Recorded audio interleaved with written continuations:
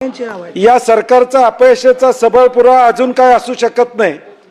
हा अर्थसंकल्प बघितल्यानंतर मला एकच वाक्यात त्याचा उल्लेख करावा लागेल। सोन्याचं पाणी दिलेला दागिना, म्हणजे तो दिसताना दागिना अत्यंत चांगला दिसतो, परंतु जवळ गेल्यानंतर बघितल्यानंतर तो सोन्याचं पाणी दिलंय का असं पाणी दिलेलं आहे हे लक्षात येते। स्वयंपाकघरात भांड्याचा आवाज आहे परंतु स्वयंपाक नाही, अशी अवस्था या बजेटची सभापती महोदय या ठिकाणी आहे।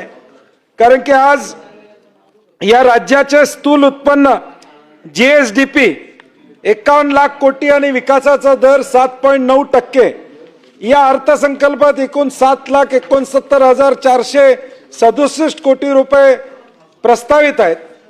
2047चं जे स्वप्न दाखवलं जातं त्यात 2047ला भारतात राज्याची अर्थव्यवस्था $5 ट्रिलियन होईल असा रोडमॅप दिलेला आहे। शेतकरी कर्जमाफी, गावातील रस्ते, सिमेंटचे स्टार्टअप, युनिकॉर्न यावर बरेच या अर्थसंकल्पात सभापती महोदय बोलले गेलेले आहे।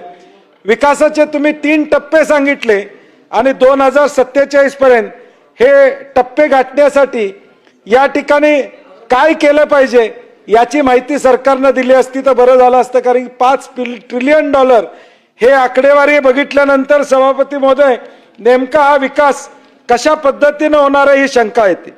जनतेचा अधिकारनामा, जाणीव हक्काची या न्यूज चॅनल मध्ये जनतेच्या हक्काचा आवाज, सत्ता व्यवस्थेचे प्रश्न थेट तुमच्यापर्यंत। जाहिराती आणि बातमीसाठी आजच 70 57 87 98 02 शी संपर्क साधावा।